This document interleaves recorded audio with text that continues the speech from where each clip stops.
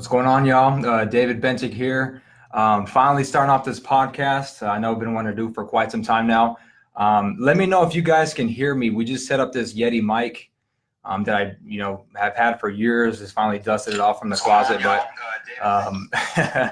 let me know if you guys can hear me. If you're hopping on, let me know if you're watching this live. Drop an L in the comments below. If you're watching this on the replay, drop an R in the comments and let me know where you guys are watching from. I want to know where you guys, how far this podcast reaches. What's up? What's going on, Nick? Man, I'm glad you commented and you can hear us. So I excited to bring on my first guest here. My boy Daniel Ramirez is 24 years old. The title says it all. Bought a brand new Corvette with passive income. Does not own any single rental properties. No Bitcoin, right? No Bitcoin. No Bitcoin.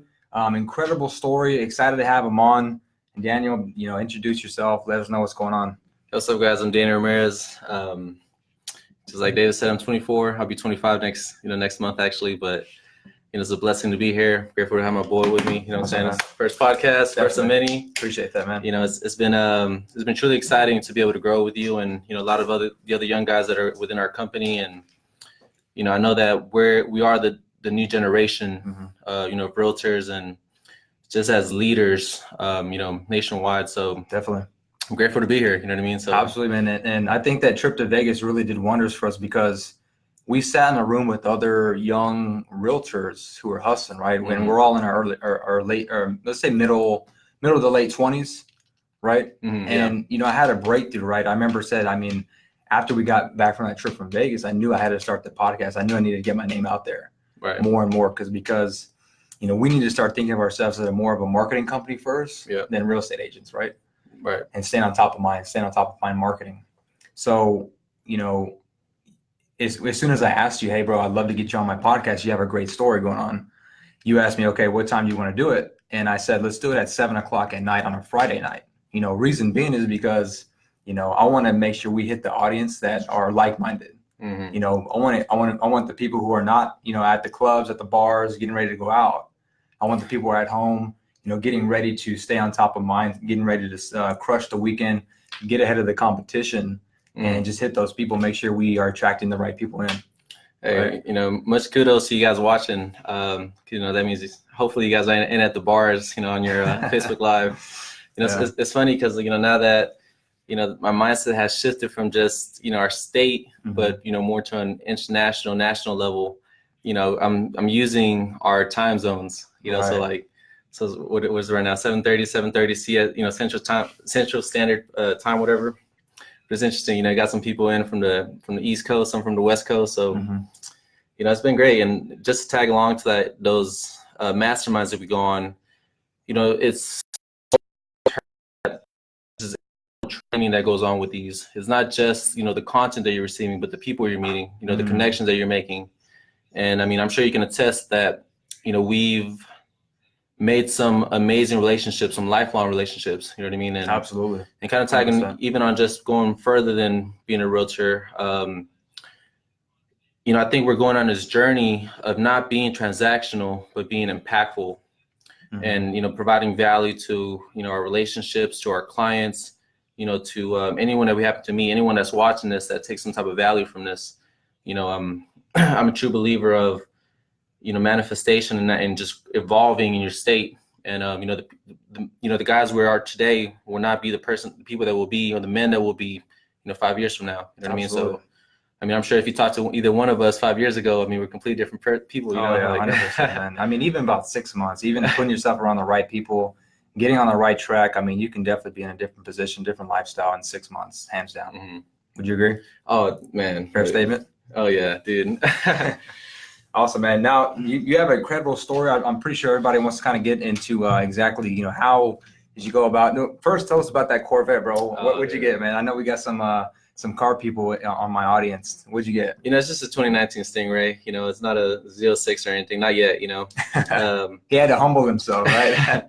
It's funny because, I had a truck and you know, eventually got to the point to where people were asking me to like help them move. And I'm like, dude, like I'm a realtor, first of all, you know, like Definitely. I'm not a moving company. And of course I do it for people, you know, I know and trust and everything, of course, but I ended up selling my truck. It was a beautiful, you know, 15 Silverado. I got it, you know, brand new, paid it off. And, you know, so I was without a car. I ended up buying my mom a car at the same time when I bought the Silverado. And, you know, when I sold the truck, I was kind of driving her car around. You know, and I was like, look, I can't be driving my mom's car. I got it for her. So Definitely. I was in the market, and I was actually looking at some Infinities. And it's funny because I'm at my boy's dealership, and we seen this other Corvette just come into the lot. It was a 16.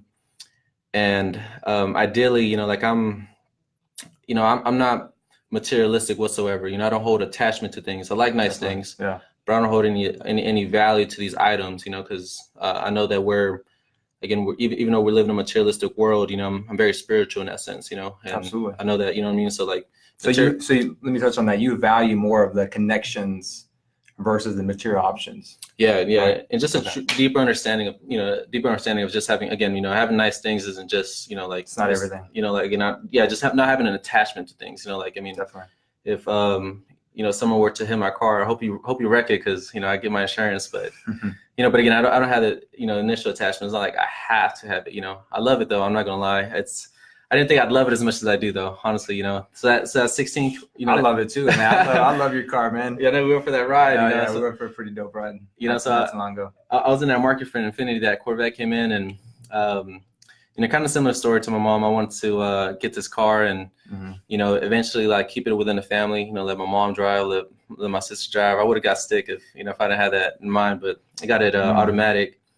You know, I texted my sister, asked her. She like, you know, I just sent her a picture of the one that came in, and she's like, what is that? You know, I was like, you know, she didn't know what it was, but you know, she liked it, so I was like, all right, let's move forward with it. You know, nice. I ended up getting the 19 instead of the 16, and again, it's kind of just like the title says, I won't get too into it just yet, you know, but right. We're leaving that for the hook. You know, it's passive income. You know, one of my mentors actually told me, you know, in the past is like the wealthy people don't buy things with their own money. They have residual income that's paying for these for their items, you know, or for the luxuries. You know what I mean? So absolutely, I love that. Yeah, and honestly, I was like, dude, like you know, everyone I'm connected to, I'm like, dude, don't, you know, just hold off until like you get some passive income in, because you know, I think it could change, you know. But you know, ultimately the car's amazing. You know, I love it. It's you know, it's not convertible, but it, you know, top comes down. So it's, you know, it's been great fun. Again, I'm truly blessed, and I'm thankful every day, you know, for just opportunity to be able to purchase things like that. Or, you know, and I know this is just a start for me, honestly. And I got a little taste of luxury, you know, and so I'm just going after bigger and further, like, you know, next. So it's definitely important to touch your dreams. And you and I have similar stories, man, because I used to have a truck before I got into real estate, right? And then I remember just driving. You know, there's days where I've driven like over 100 miles a day, you know, just between showings, the office, man, it's crazy. And I remember putting about $60 every about 5 days in this truck. It was a 2010 Dodge Ram. I used to be a Chevy dude. I love Chevy. Don't get me wrong, man. I should love it. I got a good deal. But once I got into real estate, you know, I couldn't do anymore. So I was in the market for a car, and I was going to get an Audi, very nice Audi. Right, exactly. And, I was getting into a lot of, taking care of my money and my finances. And I thought about what Grant Cardone says a lot is pay the price now so you can pay any price in the future. Yeah. Right. So I ended up with the 2015 Altima. Well, the Audi I was looking at was the 2010. So I was like, you know, I can get a newer car for less than $10,000, you know, and I'm driving this thing like almost like, you know, 50 miles a day, you know, in between showings in the office. Why would I, you know, automatically, you know, because when the car leaves the lot, man, it depreciates, right? So why would I spend this much on a car just to have the look, the title, right? Oh, he must be successful, right? So, you know, just thought about it and prayed about it, and ended up with that Nissan Altima, man. So that's a great car, you know, and like I said, I love it. Yeah. My very first car was a 2002 Altima, you know, and it got to a point, honestly, where like, you know, I won't take too much on it, but, you know, I was 16, and it almost got repossessed, you know, at a point. You know, I didn't know that the person I was going through wasn't making the payments. And so I'm like, man, I had to, you know, I remember the guy coming up to the door, and I'm having to, like, you know, I'm 16. I'm like I'm like upset with, you know, I'm not sure. I didn't know what was going on. So I kind of had to like dig into my savings and just pay it off so they didn't, like, you know, come and repo the car, you know. And Life lessons, man. Just everything's a lesson in life, right? Yeah. So, And, I will say to anybody watching, of course, the C8 is coming out, and I'll be upgrading sometime, but I got a great deal on mine. And again, for the time being, it's perfect for me, so. that's all that counts, man. So, look, real quick, let's dive right in, brother. Mhm. You're in real estate. How long you been in real estate? Where did you start? Tell us your story. What happened before real estate, and then we'll get on to exactly how exactly you're making. And just to put into perspective, guys, he's making as much passive income as if you had maybe about 12 rental properties, right? So put that in perspective. He's making a monthly income. If he had 12 rental properties, that's how much about income he would be making on a monthly basis. Is that a fair enough statement to say? Yeah, and is it more than? Is it more than? Well, I think that's kind of an understatement in a sense, because if not just having 12 rental properties, but think about what goes into the investment of a rental property. Like, I mean, to take out an investment loan, you're putting 20% down. You know what I mean? So like, think about how much capital you'd have to get these 12 properties. You know what I mean? Think about $200,000 house. Of course, if if you're thinking about renting it out, you want to get at a great deal, but ideally 20% of that's 40 grand. Right. I think with investment properties, you have to put 25%. Yeah, and if you think about even just the headaches that go into investment, having a property manager, putting the money aside for repairs and expenses.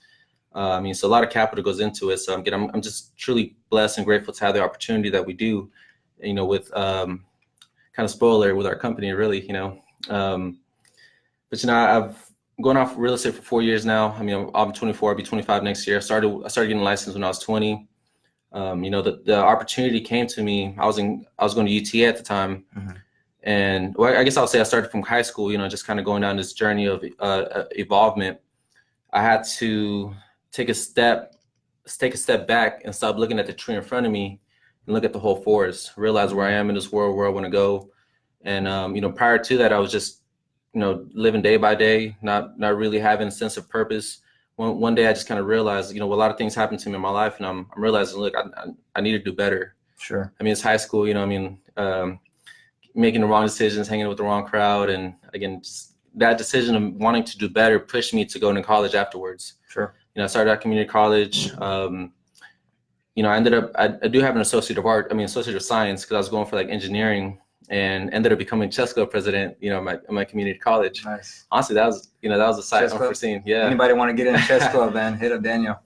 And I seen one of my boy Paul, he got into real estate first, and he's dapper. You know what I mean? I do give credit to Paul, because Paul, taught me how to dress a little bit, honestly, like my suit game, tell me about getting tailored, and, just what the GQ looks, like I'm still evolving in that sense as well.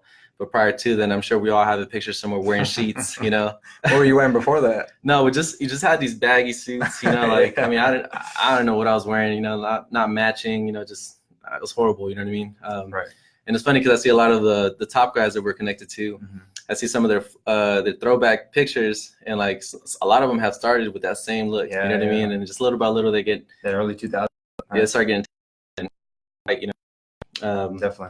So yes, I'm going on. I see Paul got into real estate, and our parents had lost their house back in 2012. I don't know how long I think they held on to it for as long as they could after the crisis, or whatever, the 2008 crisis. And so what intrigued me after that point, I'm a little older. I graduated at 17, so from 17 to where I am now. Again, it's been a constant evolvement from then. You know what I mean? And taking more of a leadership position in my family, and so that kind of pushed me to reach out to Paul and ask him, hey, what would it take to buy a house? You know what I mean? Just so now I'm involved with our family's financials and our situations. You want to raise your family's standards and put them in a nice home. Exactly. Right? Take care of them. Understandable. And I'm still working on that. Not even just for my family now, but for the generations to come. You know what I mean? So just building a dynasty that's gonna live on forever, Absolutely. So, I reached out to Paul, and I'm like, hey, come over. Well, I actually go to his office first, and we have a little meeting. We kind of chop it up a little bit, but we ended up going back to my apartment at some point. And, keep in mind, I'm at UT at this point. I have a 3-bedroom. I have one roommate, but I have that one bedroom is for my office. Right. So I'm like sitting in my office, and he's sitting in front of me. Generally it's like the other way around. And me and So him, he's this whole time he's thinking you're a buyer, right? yeah, he's thinking he's brought his buyer's rep. You know, thinking he's about to get a closing. I don't know if it would have been his first. I know he did a few leases. Yeah. And we started talking, and you know, one conversation led to another, and you know, he started telling me about the real estate opportunity. Mm-hmm. And I think what intrigued me at the time was just the concept of the time, that your flexibility of time. And of course, I'm sure that you and I both realize that you don't have the time in the world to really, you know, as you please. I mean, you can make time, you can block off things that you want to make time for. Absolutely. But you know, in this business, you know, there's a very thin line from self-employment to unemployment. Oh yeah. 100%. You know, so if you're not utilizing your time correctly, well, you quick be, you know, without any clients, without any work. And, you know, most people end up, you know, going back to a 9-to-5 or something. Nothing wrong with 9-to-5s. I mean, that's a floats your boat, you know. But, you know, as I'm going, you know, as I'm talking to him, honestly, I think, you know, that one conversation opened a lot of opportunities for me. He told me where to go to school at, and throughout the next three or 4 months, I did mine online because I was still going to school. Yeah. I actually dropped my classes mid-semester to get my license. I actually picked it back up in the fall semester, but ended up dropping again to go full-time in real estate. Wow. But as I'm doing my classes, I'll meet up with Paul and just ask him a few things about, you know, the curriculum that I was taking, and kind of ask him a few things about what he was doing to get acclimated to the industry, you know. And he's, you know, he would give me some books to read. He was the first person to like introduce, you know, Think and Grow Rich to me, Think and Grow Rich by Napoleon Hill. And you know, I've heard about it before, but when he gave it to me, I'm like, you know, I'm reading through it, and it's just a phenomenal book. You know, I think that's kind of really what started this self-progression in me even further. You know, he gave me The Alchemist. I can't remember what other books he gave me, but you know, so I'm licensed. I'm, you know, just turned 21, and you know, he tells me to join, you know, a brokerage, which is Keller Williams. You know, Keller Williams is an amazing company. I have nothing bad to say about them. You know, it was proclaimed as the #1 training brokerage in the world. Well, you know, in the nation or whatever, you know, international or whatever. And it was, you know, honestly, I'll say that getting into the industry opened up, again, I keep saying this, it just kept opening doors for me. The people that I met had just been phenomenal, blew my mind. I've seen that, you know, now you go into the self-employment realm, which is a different type of breed of people. I'm seeing that these successful agents aren't just winning in their businesses. You know, they're not just making 6 figures, but they're, you know, have happy lives or have happy relationships. You know, at this point, I'm understanding what, you know, what I needed to be learning as a young man. Absolutely. You know, like what a true loving relationship is, you know, with God, with, you know, with your wives, with your families. So again, I think this is really a great turning point for me, because I'm going into a different direction from what I know. And honestly, even starting off, I still kind of had 1 foot in, 1 foot out. You know, so again, I dropped out of college, but before I dropped out, I would go to the office during the day, and then I'll take night classes. And of course, I'm dapper. I mean, I'm sure there's a picture of me somewhere, but I had a ponytail going into real estate. I'm pretty sure people doubted me, honestly, and that's okay. You know, I'm 21. You should bring it back, man. Get the right clients. It's gonna come back. It's gonna come back. Real quick, let me touch on something real quick.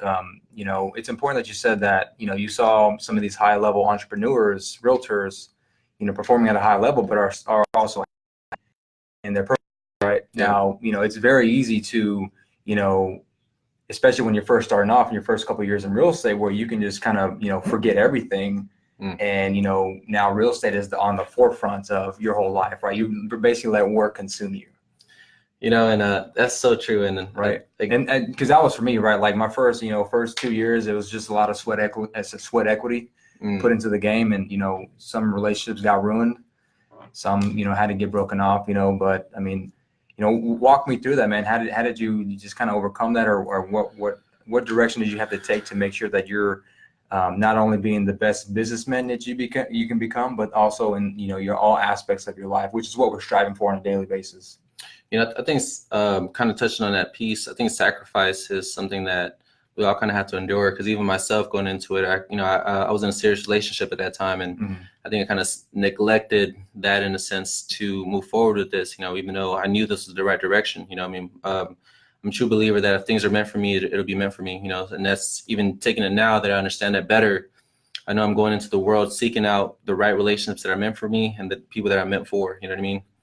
And I guess that initially, I mean, there's always some type of sacrifice, whether it's you're sacrificing, you're sacrificing your fun or these activities that are taking the time away from you from doing the right things in order for you to succeed or propel. I mentor a lot of agents who are, part-time real estate agents, and you see it happen all the time. They're not willing to give up that free time or that time after they get off from their jobs to work on their actual business. And again, there's going to be some type of sacrifice somewhere. You know what I mean? Definitely. Whether it's with time, and now even with that, I'm still a firm believer of prioritizing the things that are truly important to you. Absolutely. And making that list of like, all right, what's important for me? Family, my health.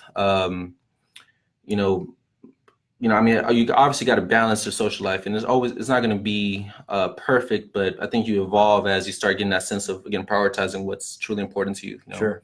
And one of the biggest skills that anyone can really have and manage is that time management. You know what I mean? I struggle with time management, big time. I think I'm sure we all do. I think especially being in our 20s, what I suffer a lot, and maybe you can resonate with this, is FOMO. FOMO. You have FOMO a lot? What is FOMO? Fear of missing out. Oh yeah. Man. I mean, if you decide to stay in one weekend and then you see your boys on Snapchat at the bar and stuff like that, and you're like, damn, I should be there, or maybe you ever get that? I suffer from that highly, man. That's my biggest fault right there. Is FOMO. I remember talking to one of my mentors at the time when my first year into real estate, and he wasn't a real estate mentor, but he was just a guy that I consulted with. He was pretty successful doing what he did, and I actually had this talk with him. I didn't know how to explain it, but I felt that I was going to lose myself going into this business-minded person. And I'm like, man, I don't want to miss out on the youth. I don't want to miss out on my youth. And and honestly, you don't miss out on everything. Again, you're being purposeful with your time, and what naturally happens is, as you're evolving, you're exactly where you need to be. You know what I mean? Like, I mean, you're I'm not looking back at it. I mean, it was kind of I didn't realize what I was actually scared of, but I guess that fear of missing out, fear of like, man, I'm not, grown with my old friends and blah, blah, blah, like, absolutely.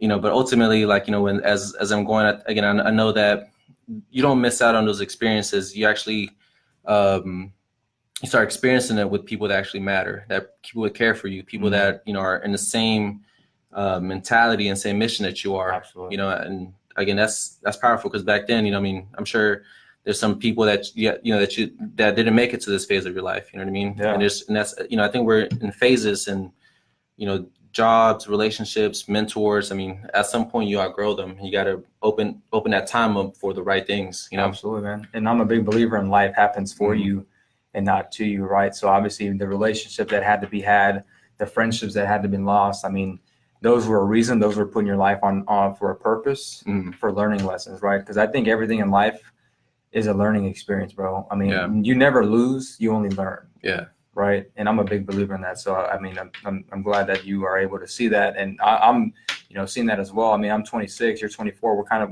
we have the same mindset. Like we know we need to sacrifice now. We know that we, shouldn't be going out, shouldn't be like the rest of them, and just being leaders, leaders creating leaders, right? Yeah. Pretty much. And so what do leaders do, man? They sacrifice, just paying the price now to pay any price later. And that's a good point, because like they're one of the youngest in our industry, and I think I always pondered upon this question, is that would I follow myself? And at some points, of course, there's been points in my life I'd probably be no, but ultimately that kind of pushes me to keep evolving, keep bettering myself, so that I can, if I were in my shoes, would I follow this leader? Would I follow this person? Especially if there's older people that we're connected to. Like, why would I follow this young guy? You know what I mean? But honestly, when it comes down to it, age is not really age is just a number, but it's I think that the mindset and the will and that drive, speaks volume. Absolutely. You know what I mean? It's been I don't know if very seldom do I get, you're too young for this, or, I don't want to hire you because you're young, but ultimately, if you have the drive and you have the know-how, you're resourceful, you get anything done, what I mean? So yeah, I think it's how you carry yourself as well, and just having a great sense of self-awareness. And I think, you and I are pretty self-aware at this point of our lives. We know where we want to be. We know where we need to be headed, and we have the same goal. So let's take it back. You're in real estate. You're about 20, 21 years old at this time. You know, you had this shift where, you know, you needed to, you know, to finally buckle down, right? So what happened? You joined KW. What happens at KW?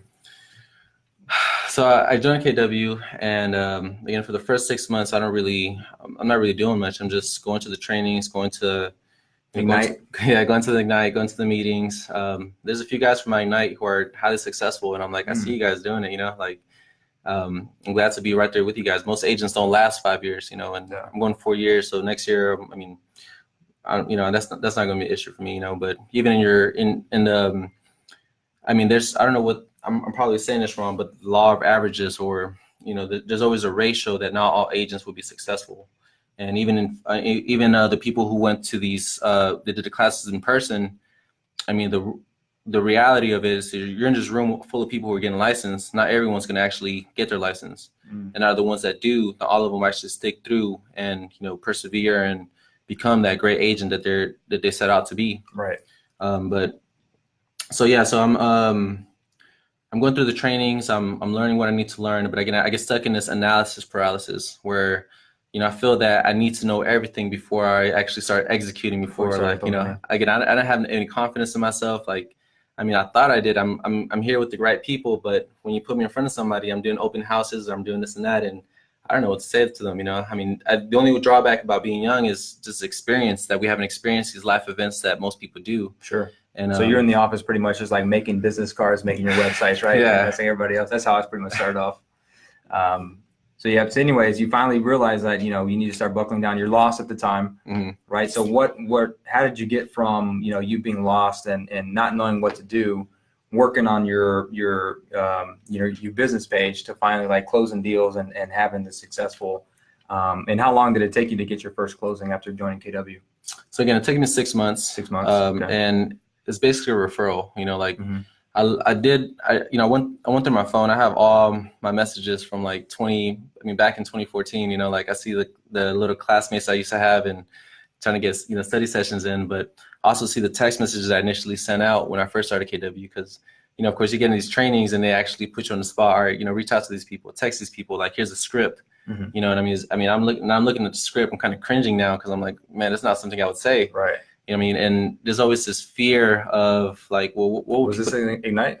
Yeah, okay. With Ignites and then other classes that they had, you know. Gotcha. So you had this fear? It was fear of like, you know, again, I'm going into this new realm. I'm having kind of an identity crisis, you know, going back to like what I had a conversation with that. I mean, I'm young, I'm 21.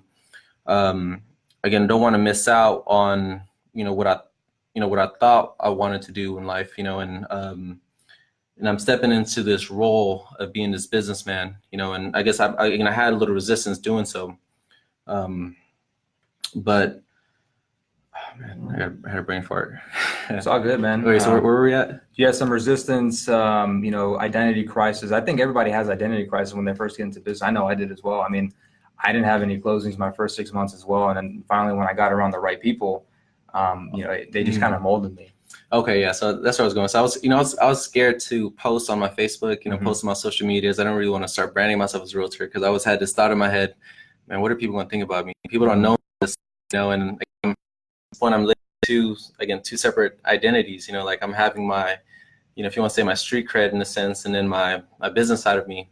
Sure. And at some point, I got over it. What actually ended up happening to me, I had a little situation happen in, I'll say at some point, after the middle of the year where life just shook me. And I'm like, man, like I remember one of my mentors telling me, like, don't take this business for granted, and so at that point, I'm like, I have to take this serious. I didn't just get into this to not do anything, I'm just kind of coasting through it. Like I'm enjoying, like the food that they bring out. I'm enjoying like little happy hours. That's cool, but I'm not actually doing anything. The free lunches the loan officers take you on. Yeah. And all the food that they'll bring to the office, I honestly, well, I guess a little side story. I was weighing 200 pounds before I got into real estate. So like that December of 2015, I was weighing 200, and then eventually I got to 240 just from like eating out, like doing that. Your first year of real estate. Yeah. Okay. You got that freshman 15 pretty much. Yeah. Huh? Gotcha. But so I had some situations happen to me, and so I'm like, okay, I got to take this thing serious. And again, I'm just grateful the way that, you know, life works, because when the student is ready, the teacher appears. And at this point, I'm still individual. I wasn't really thinking about joining teams. And I mean, Paul Martin, the one who got me into real estate, he had been kind of bouncing around from brokerages. You know, he went to this luxury brokerage and then come back to KW. So when he came back to KW, he met Tierney Jordan. Well, I'm not sure if that's when they met, but Tierney Jordan ended up bringing him on to her team. You know, this is like July or whatever. You know, I ended up running into Paul and another guy named Jeremy at we were in the Arlington Highlands. So I was just out, you know, going to a restaurant, and I see them and they're telling me about their experiences, you know, like with the team, and they're like, man, you should come on in, you know, do this and that. And Gotcha. At this point, I'm like, I had nothing to lose. I don't have anything going for me. Like, I wasn't desperate to go onto it, but now, like, again, the opportunity presented itself, so let me explore it.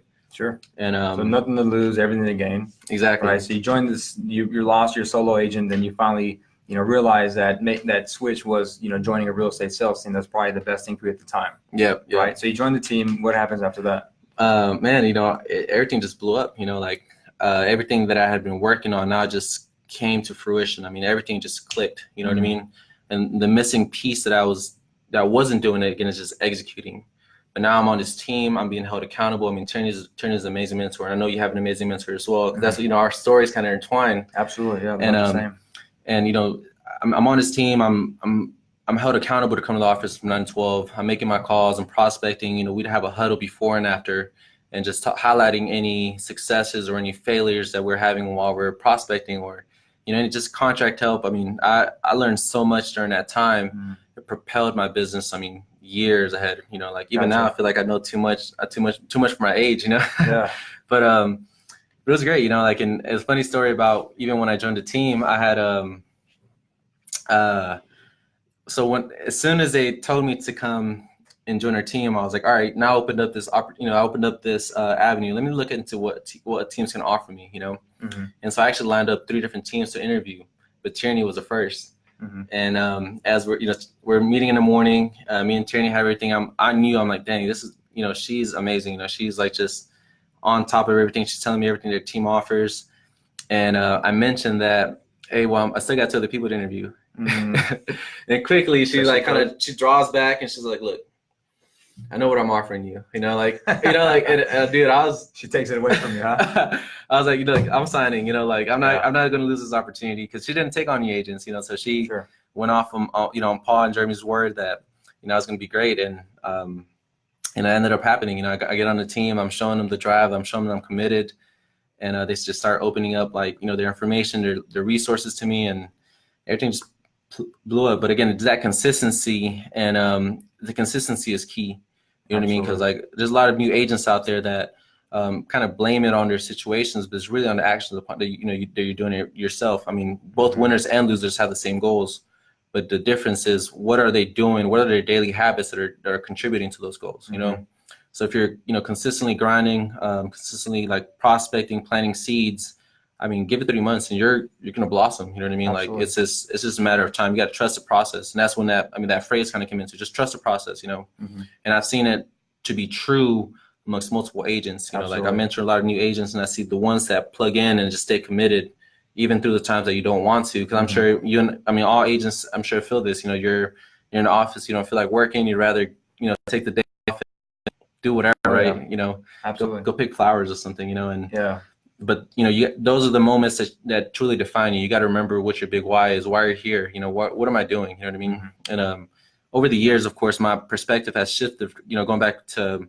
sort of being transactional and wanting to get a sell, to how can I help these people? You know, like, I'm talking to a real life person, you know, in front of me. You know, sometimes, I mean, I know a lot of people get into the industry because they think the money is good and this and that, which it can be great, you know, of course. But ultimately, you know, we're dealing with, you know, to most people, some of their biggest investments that they're making, you know, and we're dealing with real life situations. We're dealing with people, you know, divorcing, you know, we're dealing with deaths. I mean, there's not always a positive outlook in just real estate. You know what I mean? Sometimes there's negative things that come to it, you know?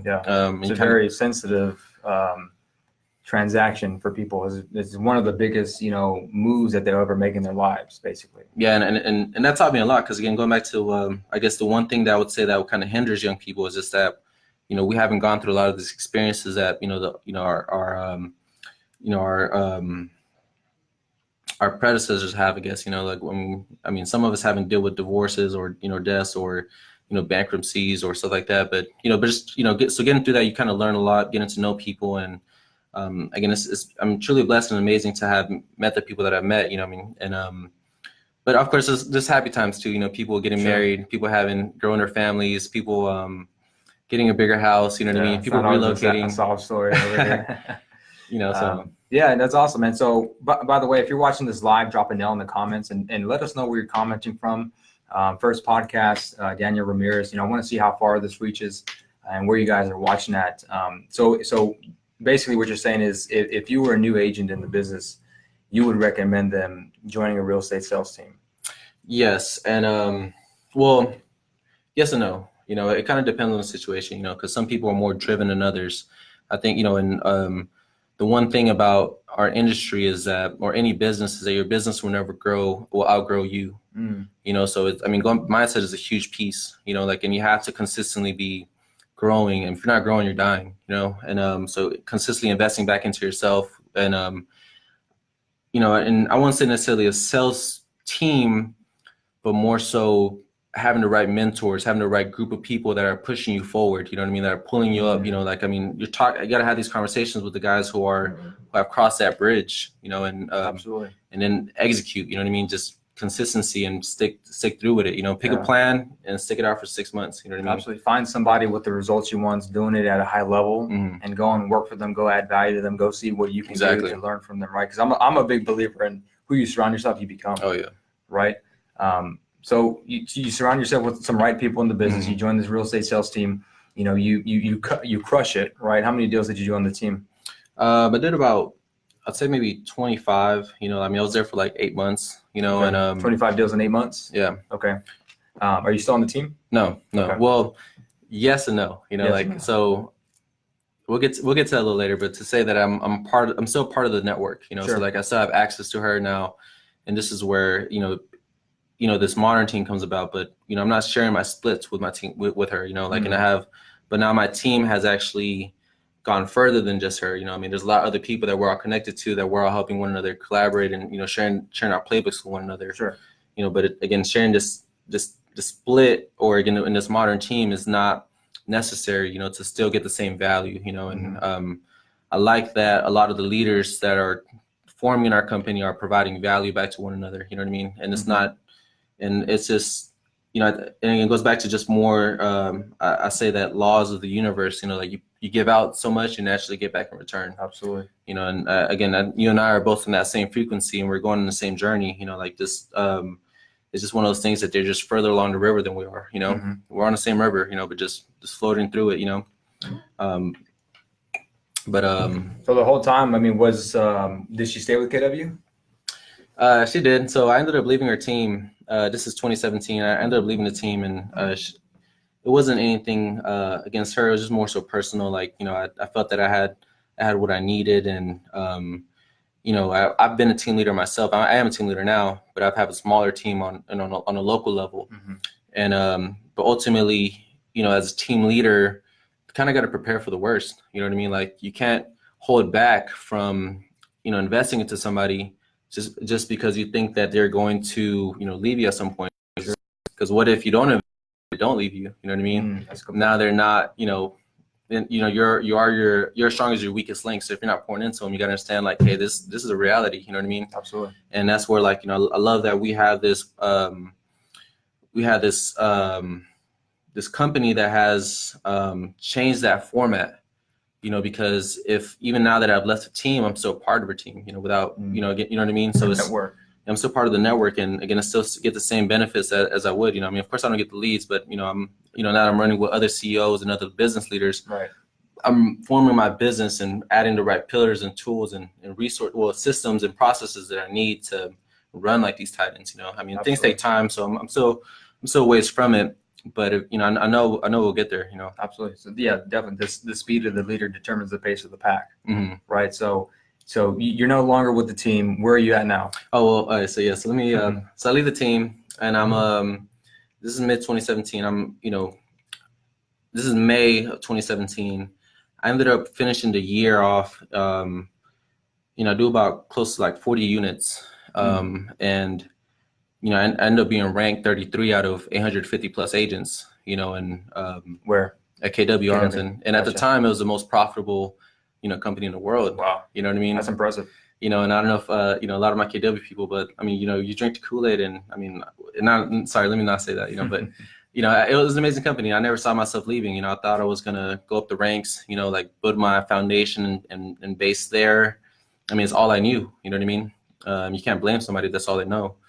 Now, eventually, what happened was towards the end of the year, we have the number one agent. And keep in mind, again, we're the most profitable KW in the nation. I think we had about 7 millionaire real estate agents.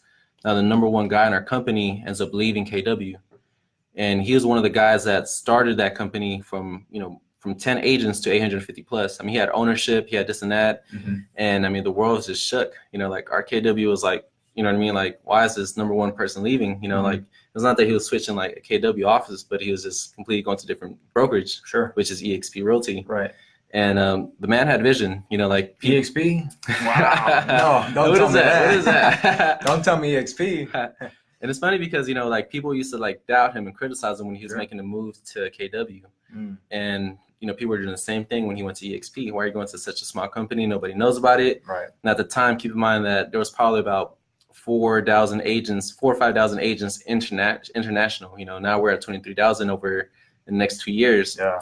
And so that happens, right? And the crazy thing is that now my old mentor and team leader ends up making the same switch to eXp. Yeah, so she, and these are all people that we respect and admire. So I'm sure she saw his decision and looked further into it as to why the number one agent's leaving to this and that. And I mean, fast forward 2 years, tons of amazing agents, amazing teams who are making the switch over. It just again, it's a phenomenal system. But to say the least, Tierney had left as well. And come January or February, they gave me a call. They actually end up going to, I'm not sure, they had a mastermind in Mexico. I think it's Puerto Vallarta. Yeah. And they're picking the top people's brains. They're just like, because of course you have this Tierney who's doing 200 units a year. You're like, you don't just switch over for nothing. You want to dig and do all your research. So they go to Puerto Vallarta. They're like picking every single person's brains, for 5 hours. Is like, hey, is this a move that I need to make? Yeah. So they get everything they need to come back. They're pumped. I'm one of the first few that they called, and they presented to me, and I'm like shook, because I'm like, I never saw myself leaving. When you weren't on her team at the time, right? So you had left her team, and you were still at KW though. Yep. Okay. So I was at KW. Like I said, I liked having, that's when people starting to like recognize me, like, okay, this guy's, he's killing it. He's crushing it. Exactly. He's up in the ranks. And so they present to me, and I'm kind of baffled, because I'm like, I'm here like at the best company in the world at the time for what I thought. Sure. And now I see this amazing opportunity in front of me. And I knew that, again, so we're still in a launching phase, but at least to our area, there weren't many eXp agents there. And I knew that, I'm going to leave this culture that I'm so used to and part of to kind of go out by myself in a sense, But needless to say, I made a decision. Like I knew just instinctively that like it was what my gut was telling me to do, and I did it. I have not looked back. Gotcha. So you trusted your team leader blindly in this opportunity, right? Because we look up to people here. Then my questions are okay, who does my team leader look up to, right? If they're making a move, right? If your team leader is making a move to eXp, obviously they're seeing something that, us down here are not, right? So it's interesting that you say that, because I'm always curious to see, what my team leaders are who do they look up to? What are they seeing? Because, something that Ray Dalio teaches, who Ray Dalio is? He's, big time. He kills it in the investment world. Something that helps him make his decisions and his decision-making process is being radically open-minded, right? And being always assume that you're wrong. Yeah. Right. So, and I'm starting to incorporate this myself. It's just being radically open-minded to anything and everything in life, business, relationships, friendships, food, everything, bro. Like I don't want to leave anything on the table. I want to live an extraordinary life and just say I've at least done everything once. So you would consider yourself a business owner, correct, at this point? So, obviously, if you had, somebody present you this opportunity where they say, Daniel, if this can help you and your family, increase your family's well-being, take care of them, right? I mean, obviously you would be radically open-minded because obviously that's important to you as family, correct? That's the first thing that you said is Right. that is at your first level, who you take care of is your people, Mhm. right? If you being open-minded to this opportunity that can help you get to the level where you need to be, basically looking at it as a platform stance, right? And take care of your people and your family, right? Why wouldn't you at least take a look at the opportunity? Right. Right. So what did you see in that opportunity to making the move to eXp that helped you make the decision like, yep, this is it. This is where I need to be. So, of course, I heard that Tierney was making the switch, right? Now, they didn't reach out to me maybe a couple weeks later. So I started doing a little bit of research, and not just in eXp, but other companies. And what I come to find out is that really there's three types of brokerage models out there. Mm-hmm. Well, really two main types. You have your franchise, which is like your general, your KW, your JPAR, your Remax, Century 21, which are all tailored around the owners. So the owners receive, they're the ones who share revenue. They're the ones who own stocks. They're the ones who have, that name, and everyone's building up to them, right? Now, your second model is your discount brokerages. Now, I'm not talking like Redfin, but I'm talking like Listing Spark. Well, actually, Redfin would be considered one.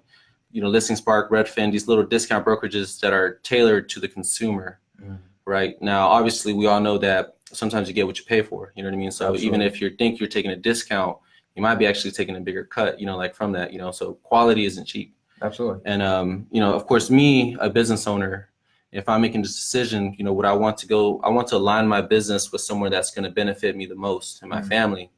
And then with this eXp model is a true agent-centric model. We're the ones who share revenue. We have stock ownership. I think we own about 40% of the company as agents. Mm-hmm. And then we have the opportunity to grow within the company, which is phenomenal, Absolutely. And so how has eXp helped you? You moved over to KW from KW. How long have you been with eXp? So about a year and 8 months. A year and 8 months now. How has moving to eXp, what value, what has changed? What have you seen in the business? How has the move to eXp helped you into more so aligning yourself with your goals and reaching them? There's a few things that I want to credit, and well, with that question, I guess so going back to what you had mentioned about our team leaders is that there's always someone that they look up to. Sure. And a lot of times, they themselves make the investments for whether for themselves or for their teams as well. And, so a lot of these, especially when you're at that tier, you're paying thousands of dollars for coaching, you know what I mean? And what happened was as this eXp model starting to blow up, you have a lot of those same coaches applying the same principle with this platform. Mm-hmm. And now we're all in alignment with one another. So as the company's growing, it makes sense for us to share our playbooks with one another. So what happens is that now we all have access to these people. You know what I mean? We're not having to pay these thousands of dollars to, coach with, with these mega rock stars. You know what I mean? And so just that alone has helped me. It opened my viewpoint in my business. I'm like, because at the time, I consider myself a business owner, yeah, but I still had a lot of flaws, like in that a lot, missing a lot of structures, a lot of systems, like knowing how to bring the right talent to me. And so again, I'm evolving through this just from like being around these titans that I have access to, you know what I mean? Yeah. That you and I have access to, like, and so just picking their brains, going back to just picking, I used to pick a regular agent's brain to just start it. Now I'm picking these titans' brains on how to keep evolving, keep growing to like a level that, that I never thought was possible. Yeah, absolutely. The average agent does about 6 deals a year, you know what I mean? And you think about some of these guys who are doing 200, 300, 400, 500 homes, 1,000 homes a year. Yeah. You're like, they're doing something different, right? Yeah. You got to find out what kind of secret sauce they got going. And so once I saw above the clouds, then it's like, again, now it's just a whole new level opened up to me. And I have vision, I have direction. Mm-hmm. I know that, you don't hop in there overnight, but with consistency and day by day, you form into that role. You start getting your processes down and everything, So that was one of the true biggest pieces for me, like coming to eXp, because now I'm not just collaborating on this local level, but on this nationwide, and soon to be international level. Exactly. Like just meeting the top people, you know what I mean?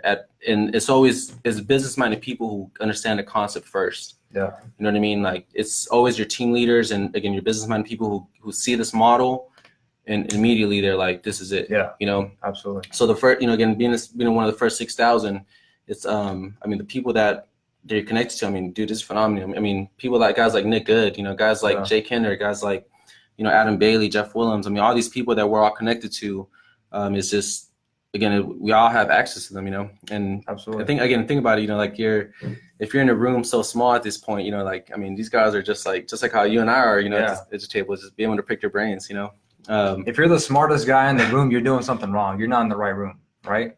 Exactly.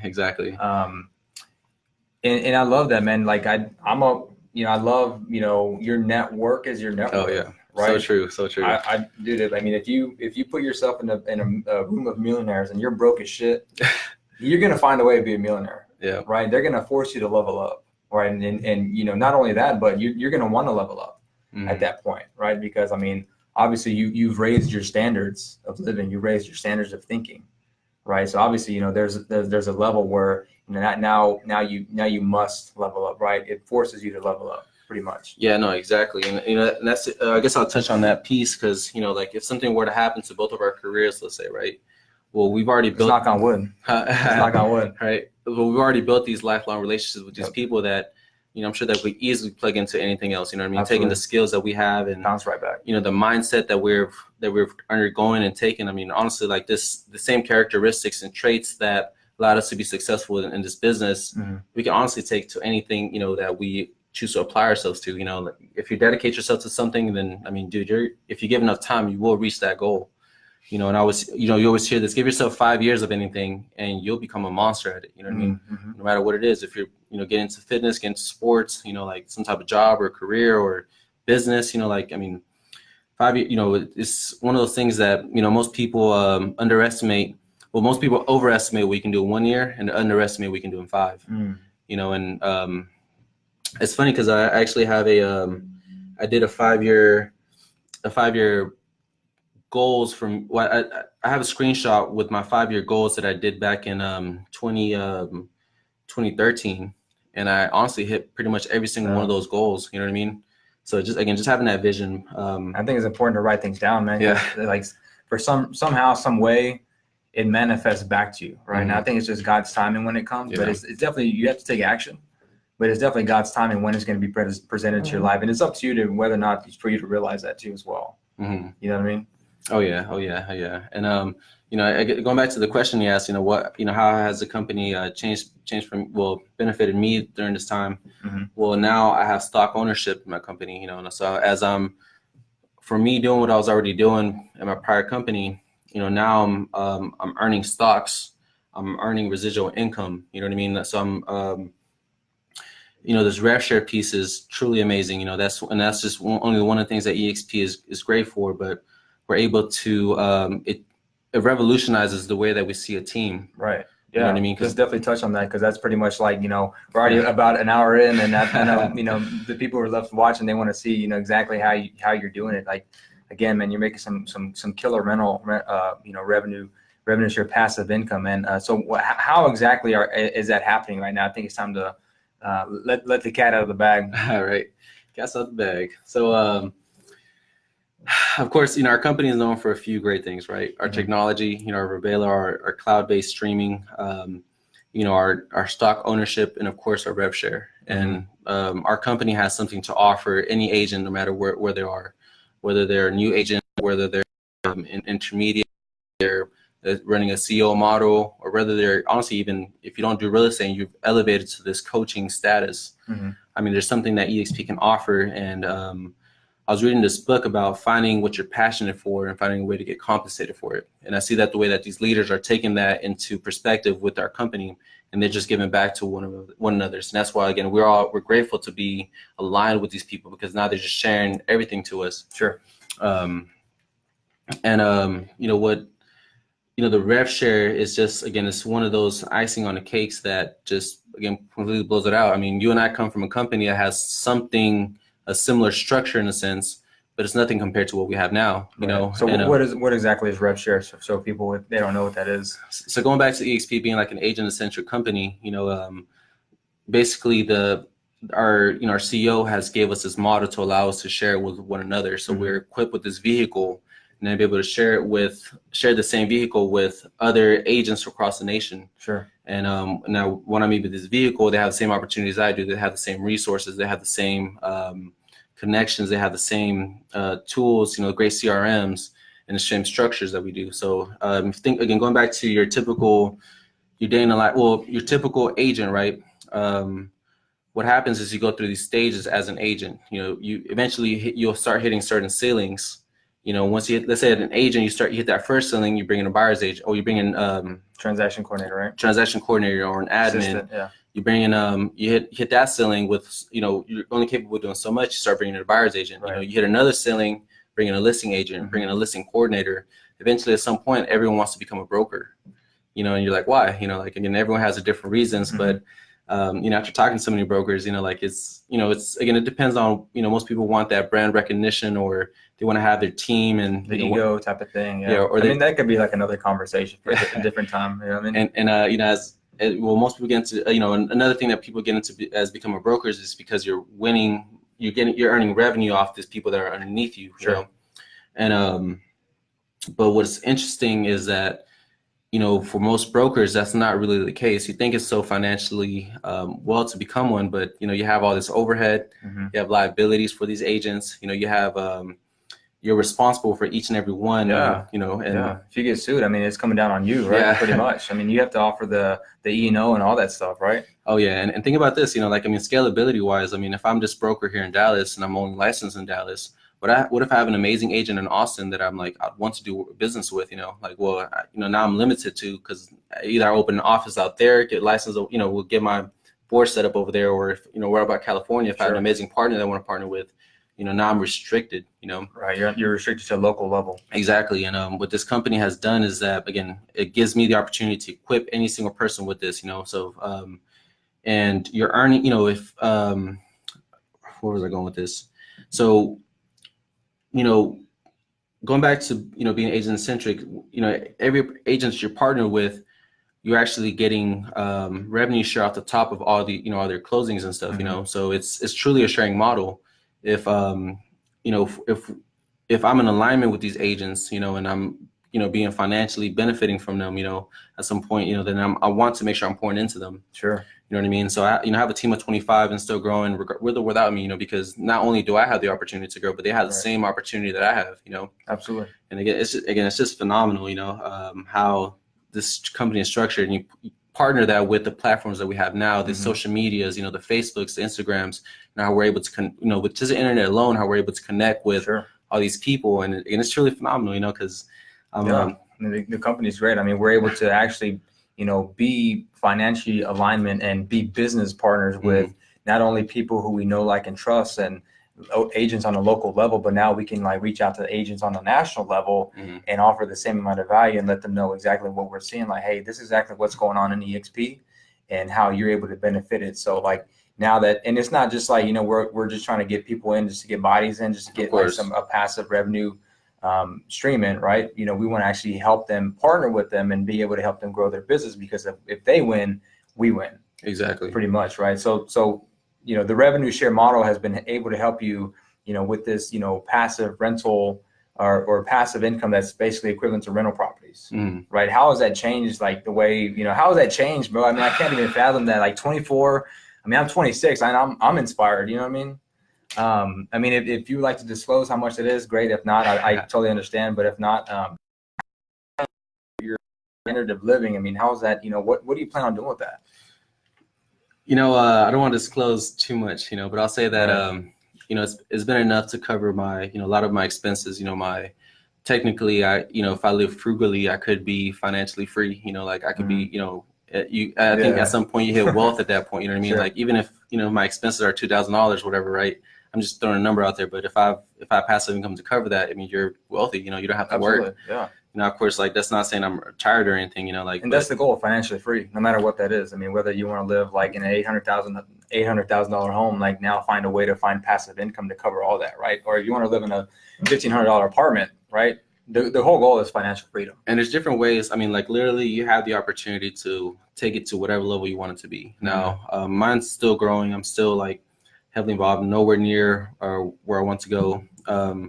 But of course, you can see it as kind of like, I could see it honestly at some points. I mean, in our business is cyclical. I mean, it's, we can get stuck on this roller coaster to where, you have great months. And then if you're not consistent with that prospecting, well, you might have months where you're not closing anything. You don't have no income coming out of those months. And I've had that at the beginning of the year. I was kind of coming out of a little rut, getting myself back into, getting back to myself in a mental shape, and, and do what I need to do to make sure that I'm fully operating at a 100% level. Sure. Well, in those times, I'm so grateful for this passive income that's come in, because now I'm not worried about my, my rent or, these payments that I have, because all that's covered. I have like, again, a safety net. And but again, that's just on one spectrum. I mean, there's guys who are, moving to Puerto Rico to save money on their taxes from, you know what I mean? That's crazy. Guys who are making crazy numbers that you don't, you know what I mean? Like, can't even fathom that a month, making 6 figures a month, and they have some 7 figures, like, and they got to move to Puerto Rico just to save money on taxes. It's crazy. I mean, that's when you made it, right? when you have to move to Puerto Rico. And it's, so it's, again, and it's just phenomenal, just like the way, I mean, if you, again, compared to, like what I've come to know prior to eXp, like, right? So you have this millionaire real estate agent who's doing $1 million per year in their business. Well, they're not taking home $1 million.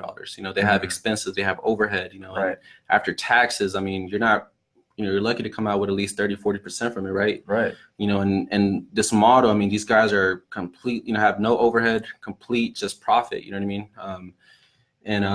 I'm here, presenting the opportunity to brokers and, just bigger team leaders. And it's like, I mean, again, you remove your liabilities, you remove your overhead, your initial overhead, you start, you're able to scale, beyond your reach. And not just that, but again, a true team leader should want to equip all their agents with as many opportunities as they can. You don't want to just keep them caged, you know what I mean? Because at some point you're gonna hit that ceiling and like, hey, I need to go to the next spot, you know what I mean? So it's been phenomenal how this company has been structured. And our CEO Glenn Sanford is just a true visionary, you know what I mean? Just how he in 2009, in the middle of a recession, is seeing that these companies are bleeding money, from having all this overhead, you know what I mean? And their agents aren't bringing in the revenue. Right. Well, they still have to pay to keep the lights on, so he comes up with this idea of like, streaming to what we know as our brokerage, in our office and our campus. So we have a cloud campus, of course. And, he had this idea back in 2009, and I don't know where I was going with that, but he's taking this idea and really made it to where, again, now we're all, again, in connection with one another, helping one another out. Absolutely. I mean, when you see it, you can unsee the opportunity, bro. I mean, that's just how it is. I mean, just everything that this company has provided and done for people. I mean, it's literally changed people's lives. I mean, if let's just say if passive income would change your life right now, drop that in the comments. Just say, yes, it would change my life. If some dollar amount of passive income would change your life in some sort of way, drop that in the comments. Because I mean, just the opportunities that we see here at eXp has just been phenomenal. I mean, from, impacting more people's lives to buying Corvettes, right? I mean, it's just a game changer to see what we got going on here. Anything you want to add to that?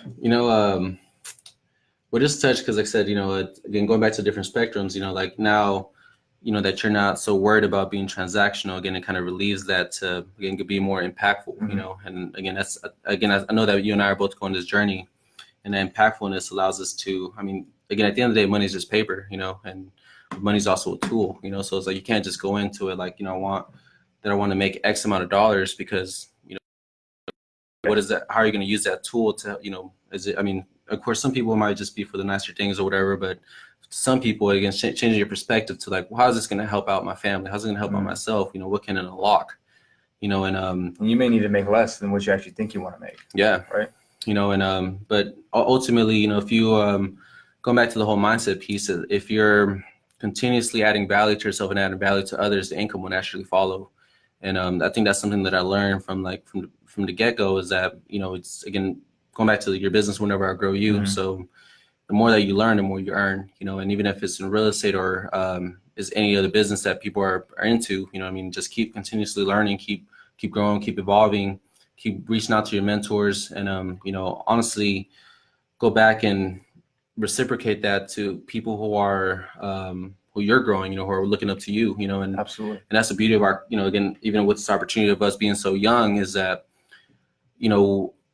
what's the next 20 years going to look like? There's going to be a lot of new agents in the industry. And at this point now we'll be the titans, and we'll be the ones that, again, people have been watching us go, and, we'll be like pouring back into others, like on a different level, We'll be the ones that they are going to be looking up to. Moving forward.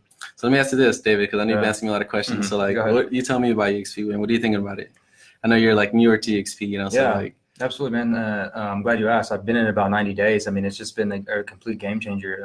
Just the people who we surrounding ourselves with has just been incredible, right? Like, these past 2 conferences that I've been to in Vegas, man, I've literally rubbed shoulders with some of the top guys in my network, right? Jay Kinder and Michael Reeves. I mean, just having access to them, having, the ability to give them a call and have their cell phone numbers basically, and just being able to like give them a call and shoot them a text anytime. It's just been, it's been a blessing, to be honest. Like I know that it's just like you said, if some point, if we already hit rock bottom, we know just having those people around us could bounce us right back, right? It would propel us back to where we need to be. It's pretty much. It's funny you say that, because we go from like fangirling, these big agents to like just hanging out with them like it's nothing. You know what I mean? Absolutely. So it's funny you say that. And the move for me personally to eXp has been more on finding my purpose and my passion. Earlier this year I was actually pretty lost, and I questioned being in real estate. And I remember, you and I were at Tony Robbins, and I was like, hey, bro, I'm thinking about going a different direction. And you kind of, smacked me back to reality. Like, dude, I mean, you know what you're doing. You have the drive, you have the purpose, right? You'd be leaving money on the table. It would be, financially irresponsible for you not to continue moving forward, right? And I said, dude, you're absolutely right. I mean, you want to take advice from people who have at least some of the results that you have, and you want to admire the people who are giving you the advice. And the move has been lateral, but it's really helped me really grow as an individual and be purposeful now, right? Be on my purpose and my passion, which I finally realized is just helping people and changing their lives and getting my voice out there. Because I mean, ask me this time last year, ask me if I be doing a podcast. No way. There's no way, right? But something, there's a fire that was lit, and I just knew that, being in eXp, and I don't even want to sell, but just being in eXp, just being around the right people, it's a game changer. And now I must, impact as many people as I can, because I know that, people will never remember what you say to them, but they'll remember how you make them feel. Right. So if you can change somebody's life, help them and impact their family lives, I mean, it's just a win-win. I mean, it's just, my mission is complete on this earth. I love that, because I think, this is something that has happened to me recently, that now that I'm like taking more of a coaching role with agents, and pouring back into a lot of people, because it's finding that purpose finding your purpose is truly, it goes beyond words. Like you start becoming more passionate in your actions. You're becoming more purposeful with your movements, with your words, with your verbiage, with your language. I mean, I said the same thing over and over. But anyway, it's amazing, and I'll say that, to anybody watching this, make sure you understand what you have in your hands, whether you're with the company or not, because don't take this for granted. There's a lot of people who are still in it, and again, aren't truly utilizing it for what it is, and again, it's so evident, because again, just kind of like what you said, it's like we'd be financially irresponsible to not do this, but again, as I think that's also one of those things that, with the great power comes great responsibility. So although we have this tool and access, again, we have to become responsible ourselves and keep growing ourselves, and to be able to help other people, make sure that our motives are right. And, again, to say that, even meeting you in this, where the universe has brought us together, God has brought us together to come forward and, honestly continue our journeys together. You know what I mean? Yeah. So it's, it's just, again, it's just great. I'm just kind of rambling, but it's all good, man. It's a podcast, bro. Just say what's on your mind. And I mean, if you guys have any questions, drop them in the comments. This move to eXp is really just, like I said, 24 years old, making passive income. How has that, how has you being more of like the coach, the mentor to the agents who you brought on? How many people do you have on in your, let's just say your downline? So that's 25. Yeah, 25 people. So basically that's like you running a real estate sales team. Yep. Right. So, what are you doing on a daily basis to make sure that they're, making sure that, they don't have buyer's remorse coming to eXp, and making sure they're, truly unlocking all the opportunities that eXp is offering to make sure that they're growing their business, but also impacting their lives. He said, ask DB about his man bun. Now, Nick, I told you not to bring that up, man. Can we go one day without talking about that? So it's good, because, I see it as my team, and this modern day team. So I reach out to a lot of my people in there, kind of see what they need. Sometimes it's not, and I'm sure you and I can attest to this, that a lot of times that we're missing isn't really business related. Sometimes it might be just needing to talk to somebody about what's stressing you out or what's going on in your life. You know what I mean? But even sometimes it's that, or if it's a business principle that I can help them out with, help them out with a great book that I'm reading, great articles, how can I help sharpen their skills? Right. And sometimes it's easier to see in somebody else than of course it is to see in yourself. So even myself, I, let myself be critiqued, of course, constructive criticism from my peers and everyone around me. Coachable.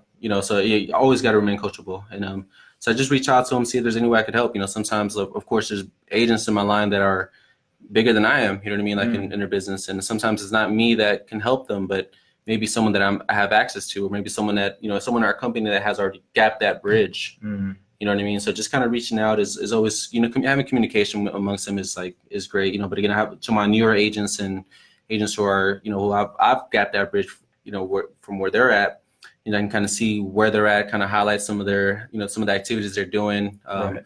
One of the things that I ask for is schedules, because, if you ask somebody their week-long schedule, you can kind of see what they're prioritizing. You can see if they prioritize family, you can see if they prioritize their health, if they're prioritizing their business. Yeah.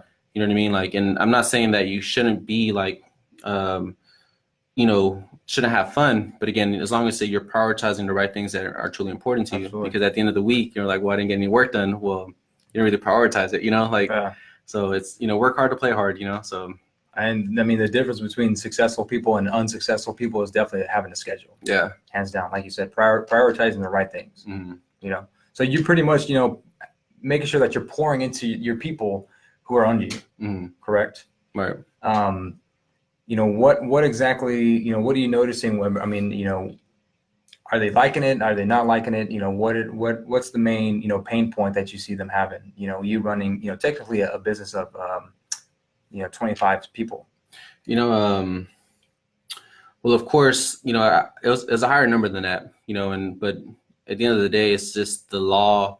I mean, it's a common law amongst all real estate agents. Not all real estate agents are going to make it, And some of them, of course, you get into it with the wrong mentalities, the wrong habits, and it's not that some people. I mean, this I can say this for any broker, just because I'm well connected in Dallas-Fort Worth, and a lot of agents, and I talk to them, kind of just do kind of like a field study, not just for myself, but again, just so I can understand my industry, better. Seeing what they're doing, kind of like what you don't know, you don't know. Yeah, and I mean, after 4 years, I've talked to a lot of agents. I'll say that most of my Facebook newsfeed is agents, from all different companies, I better be your first one, man. Right. You better put C first on that. I don't know how I don't know how I feel about it, because it's like I just see houses all day, like in closings.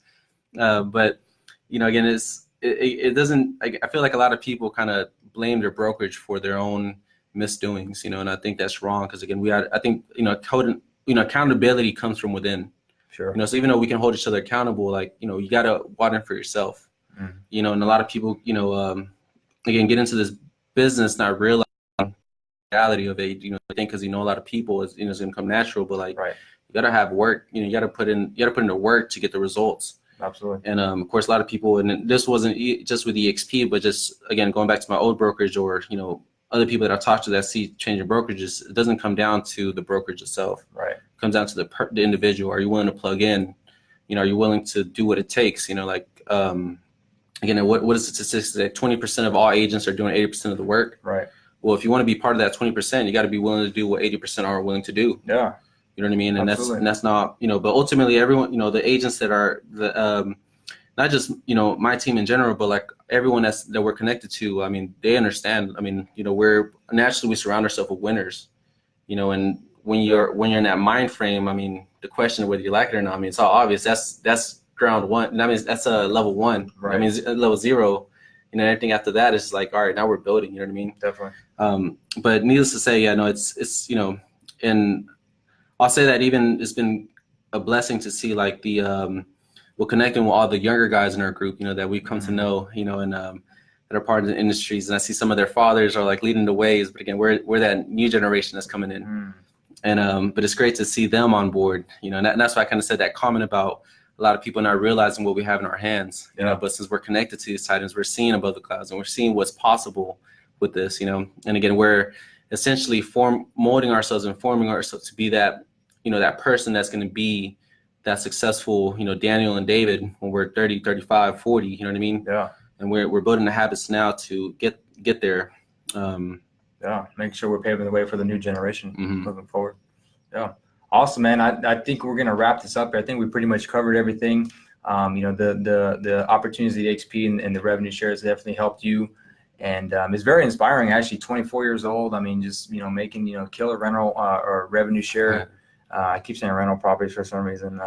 Killer passive income that could equal just about maybe 10 to 12 of rental properties, man. Let's go ahead and wrap this up. And if you guys have any other questions, feel free to reach out to Daniel, reach out to me. Daniel, where can the people find you, man?